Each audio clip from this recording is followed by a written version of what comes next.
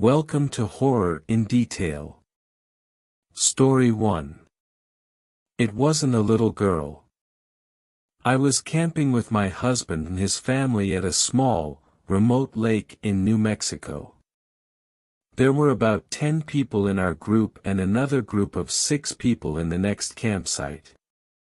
It was nighttime and both groups were doing typical activities, making s'mores, having a few drinks and telling stories, when we all heard what sounded like a little girl yelling out for help. Neither group had children with them, but we were all positive we were hearing a little girl and decided to search the area we heard the noises from together. There was a field behind our campsites, and we all saw a very tall, pure white figure standing maybe 100 feet away from us in the field, making the noises. We all agreed this thing looked maybe 6 feet tall, skinny, and white as can be. We made our way closer to investigate, but whatever it was that we saw started backing off as we got closer, and it disappeared into the trees. All night we continued to hear a little girl calling for help as we tried to sleep. Story 2. The Walking Dead. I'm a psychiatric nurse and early in my career, I worked at a residential mental health facility. One of our residents was an elective mute, which means that he wouldn't talk, but there were no medical reasons as to why. He had spoken earlier in his life and in fact seemed quite normal back then, with the exception of being close to 7 feet tall. He'd been raised in the Deep South and joined the military when he was 19, but one night he vanished. He was declared AWOL, and eventually he was declared missing and dead. 10 years later, a 7-foot-tall man walked into a VA hospital emergency room in my part of the Midwest and said to the receptionist, "My name is Marion Duchesne, not the real name, and I've been dead for 10 years. Those were the last words he ever spoke. He was covered with dust, and he was wearing the same clothes he'd been reported to be wearing the night he vanished. His social security number had not been used and he had no identification on his person. However, they were able to identify him, I guess via fingerprints. The family was notified, but they said they had already grieved their lost man and that whomever was claiming to be him simply could not be. They demanded not to be contacted again. Marion paced all day every day, moving his mouth that looked like talking or muttering, but no sound came out. He had an unnerving habit of throwing his head back with his mouth wide open as if he were laughing heartily, but not even a breath could be heard. If I talked to him, he appeared to listen, periodically throwing his head back in that laughter-mimicking way of his. Various medications were tried, but they did not affect him either positively or negatively. Occupational therapy did nothing because Marion would just grin and unless told to stay put, he'd get up and start pacing again. On my last day at that job, the last thing I saw was Marion, pacing in the parking lot, throwing his head back to laugh. Later I wondered if all along I'd been dealing with a ghost. All these years later, I still don't know. Story 3. The Unrest Stop. I was driving across country with my mom and sister when I was 16 and my sister was 20. It was late, but we were well rested still and alert. We were driving along an interstate and needed gas and a bathroom break, so we stopped at the only rest stop in 200 miles. There was a van full of teenagers on a road trip at the gas station, as well as a small gray car parked at the pump in front of us with 2 young men standing still outside of it. When we got there everything felt wrong. We'd been on the road for days and seen many rest stops at night and had never been afraid until then. My mom and sister went inside and I stayed in the car. I heard the teenagers say they were creeped out and couldn't get the pump to work, and they left in a hurry. I was watching the car in front of us, and the two men had not moved at all. Not an inch. They weren't talking. They weren't on phones. They were just standing there, still as stone. My sister and mom came running back out to the car, and when they got in, the two men slowly turned to look at us while not moving or pivoting the rest of their bodies, and I swear to fucking shit, we all saw the same thing. They had eyes dark as pitch and empty. Truly empty. Not black, not reflecting any light at all, just a void. We sped out of there and didn't stop until we were in the next city. The worst thing about the entire experience. We couldn't find the place on any map. We knew exactly which spot on the interstate to look, and we couldn't find it on Google Maps or any paper map we had. We even asked locals about the creepy gas station out on that stretch of road and got only confused looks. We've traveled on that interstate since, and there is no rest stop. Story 4. It came for us in the graveyard. Years ago, a few friends and I went to hang out in a graveyard. Stupid thing to do for a bunch of bored 18-year-olds on a weekday night, but what happened next was very real to all of our experiences. We were driving my friend's really old beat-up Subaru through the massive graveyard. We stopped to get out and walk around. We walked down a hill and came across a little pond. There was someone sitting on a rock on the other side of the pond. The figure was all black and we couldn't make out any features other than the fact it looked like a man who was wearing some old-style top hat. Stupid us waved and shouted "Hi." He didn't show any acknowledgement or wave back. The man sat on the rock, still. All of a sudden, he jumped to his feet, started running to us on the water and then vanished in thin about halfway on the pond. My friends and I screamed and ran back to her car. I didn't want to believe what we saw, but we all saw it happen. We got back to her car and tried to start it. It wouldn't start. Frantically trying to get it started, we all started panicking and getting very scared. That's when we heard some banging on the car from the back. It wasn't a constant bang, but every few seconds or so we'd hear it. Nobody was outside from what we could see in the dark, but something was making a noise on the car. At this point, I'm having a full-blown panic attack, screaming and crying to get us out. Luckily my friend seemed a bit less panicky than I was, and helped keep me calm. It was obvious that they were just as freaked out, however more speechless and pale-faced.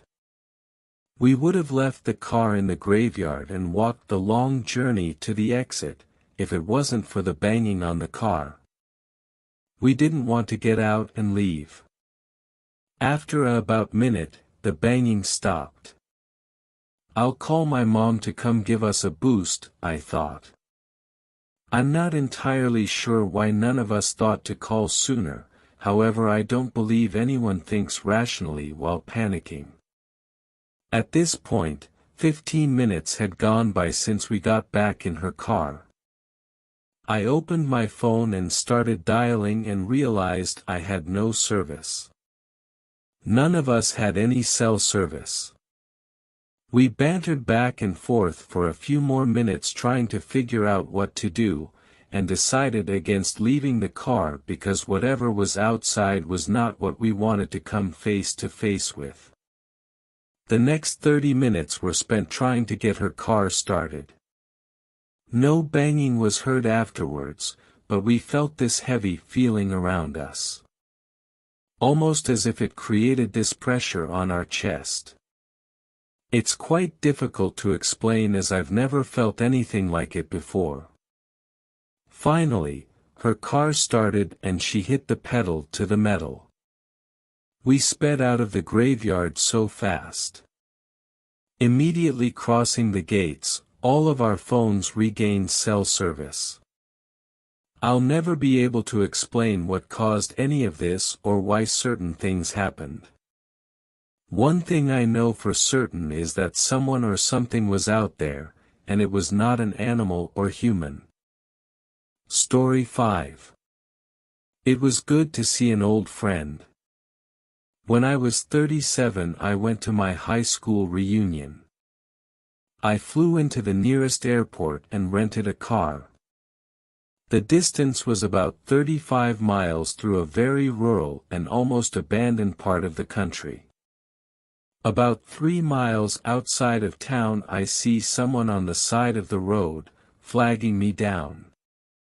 Up in the North Woods, no one ever leaves someone stranded. It turned out that it was one of the guys I had attended school with. I will call him Jim. Jim gets in the car and we start talking. I had not seen him in 20 years, but he still looked the same, maybe a little older.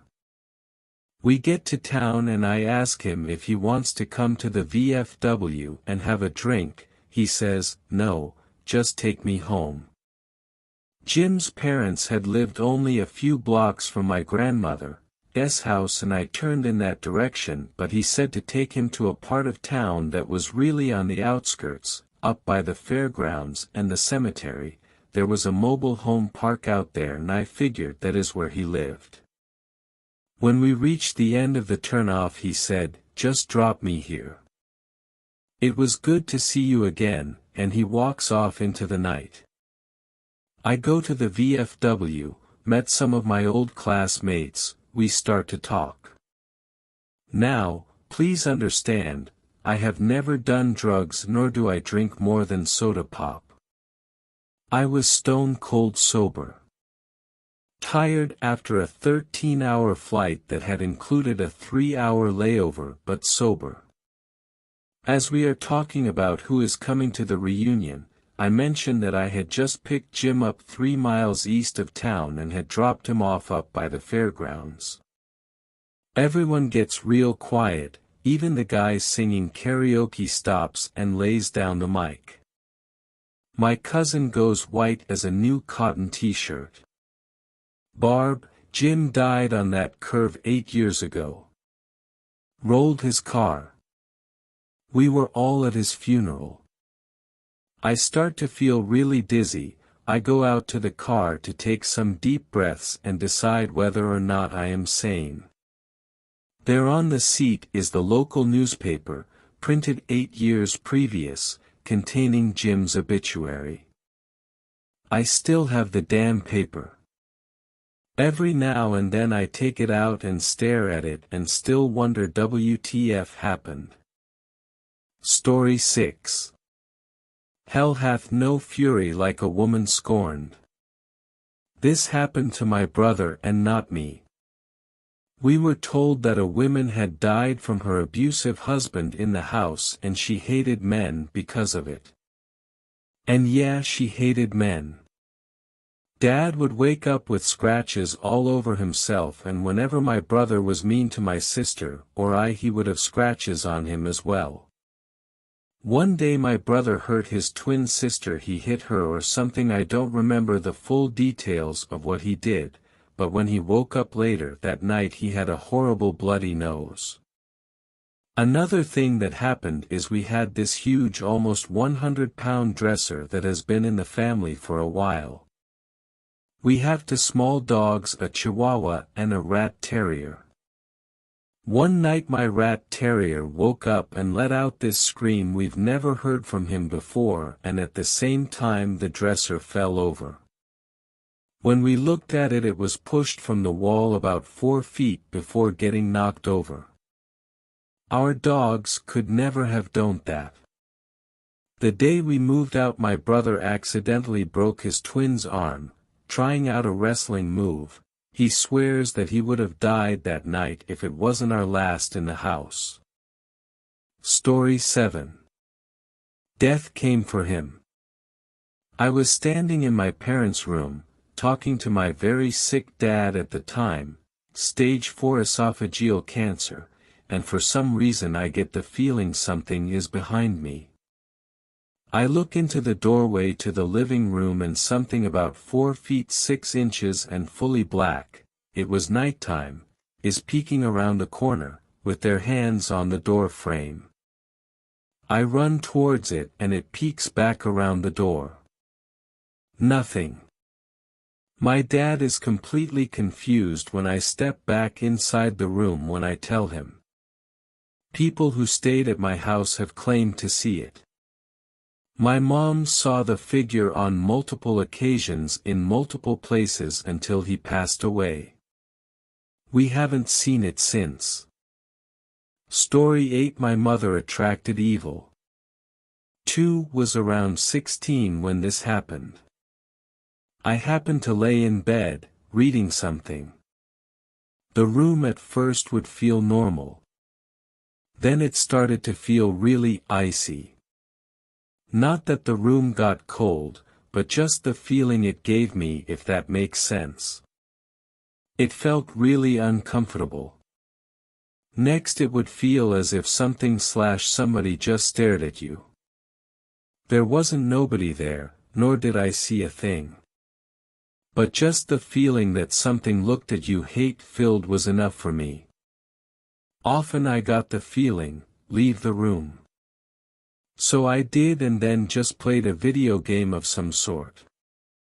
The thing had left the room after about an hour or so. This happened about 3 times. In the same home, flat really, 3 other things happened that were weird. The first was a shadow person sneaking along the walls of my bedroom during the day. Second, we had a dog, a small one named DJ. Think something along the size of a fox terrier and you've got it. One day I came to collect something from my room. It was during the day and DJ followed me in. I heard a deep growling from under the bed. At first, I thought, must have been the dog. But I already knew that DJ wasn't capable of making this deep of a noise. It sounded either like a really big dog or a man doing his best and kinda scary growling impression. This happened only once, but the experience just stuck with me. Another weird thing with the dog was the time he was afraid to come to the living room. Next to my bedroom there was a small room, we used it as a computer room. DJ was in there at the time and I heard him whimpering and pacing. Even growling lowly at a thing that was in the hallway. I called him, but he didn't budge. I had to come and pick him up and then remove him from the room. They all happened at the same flat. I lived there a few years with my mom after the divorce. Things happened, and I left her home to live with my dad. She moved a few months later, but I think she was the one that carried this thing with her. At my dad, a few small things happened but nothing like the experiences with my mother. Story 9. Evicted by a ghost. Shortly after college, I got married. We immediately moved into a basement apartment because that's all that was available within our budget. This place had a poltergeist, and my wife was terrified. Whatever resided there with us made it clear it wanted to live alone. Dishes, glasses, and other items would fly off the shelf. My wife was hit several times. There was always an ominous feeling like we were being watched. At night when we walked through the apartment in the dark, there would be insanely bright flashes of light that would illuminate the entire room. One night while we were going to bed, as soon as my wife and I walked into the bedroom, we heard a voice from nowhere say, "My name, move."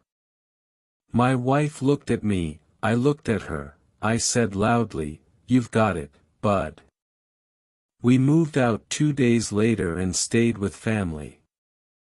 The old lady who owned the place died a few months later, and the house was torn down.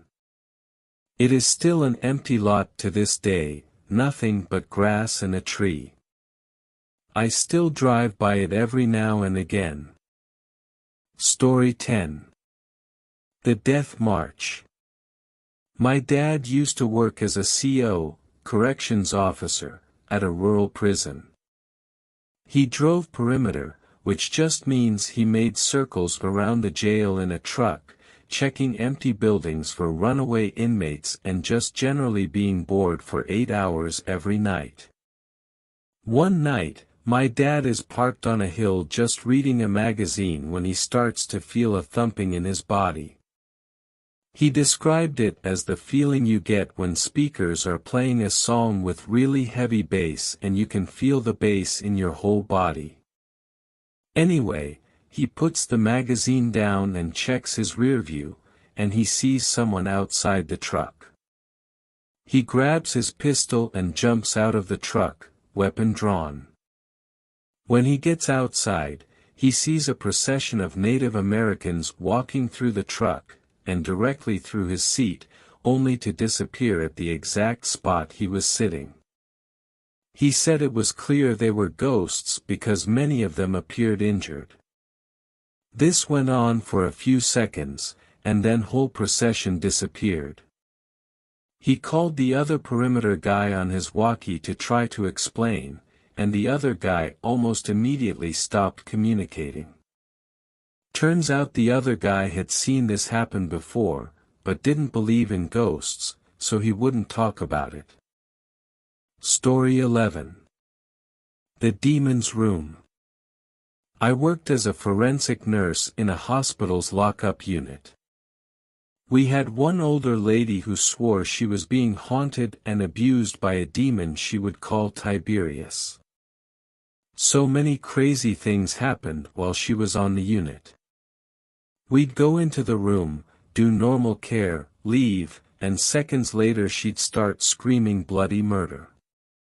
We'd run into the room to find her looking like she'd been in a fight with a boxing champ, bloody lip, black eye, markings all over her body. No one ever saw her doing this stuff to herself. Things would get moved around the room by themselves. At one point she was in protective restraints because the doctor thought she was hurting herself. There was no way she could have moved or done anything to herself while in these restraints, but new marks would always appear or her tray/cart would be across the room. The room was secure, so there was no way someone else was doing this. When we asked her questions, she'd just say, "It was Tiberius." After she was discharged, we always had trouble with that room. If there was going to be a rapid response or code, it happened in that room. One night a guard reported lights blinking on and off. It was that room.